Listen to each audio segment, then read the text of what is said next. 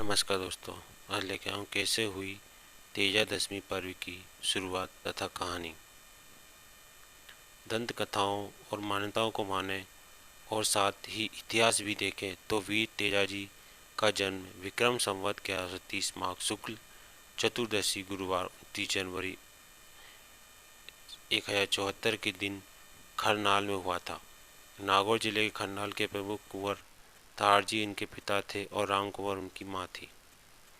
दंत कथाओं में अब तक बताया जा रहा था कि तेजाजी का जन्म माघ सुदी चतुर्दशी को 1130 में हुआ था, जबकि ऐसा नहीं है। तेजाजी का जन्म विक्रम संवत 1243 के मध्य सुदी चौदस को हुआ था। वहीं दंत कथाओं में तेजाजी की वीर गति का साल 1160 बताया गया है, जबकि सच यह है कि तेजाजी को 1992 में वीर गति अजमेर के पनेर के पास सुसरा में प्राप्त हुई थी। हालांकि तिथि भादवा की दशम ही है। कहते हैं कि भगवान शिव की उपासना और नाग देवता की कृपा से ही वीर तेजाजी जन्मे थे। जाट घराने में जन्मे तेजाजी की जाति व्यवस्था का विरोधी भी माना जाता है। हुआ यूं कि वीर तेजाजी का विवाह उनके बचपन में ही पनेर गांव की रायमल जी की बेटी पेमल से हो गया। पेमल के मामा इस रिश्ते के खिलाफ थे और उन्होंने ईर्ष्या में तेजा के पिता तारजी पर हमला कर दिया। तारजी को बचाव के लिए तलवार चलानी पड़ी, जिससे पेमल का मामा मारा गया।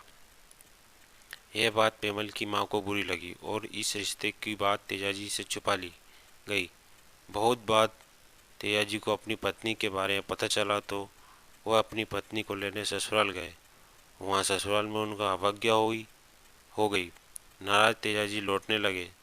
तब पेमल की सहेली लाछा गुजरी के यहाँ वह अपनी पत्नी से मिले, लेकिन उसी रात मीणा लुटेरे लाछा की गाय चुरा ले गए।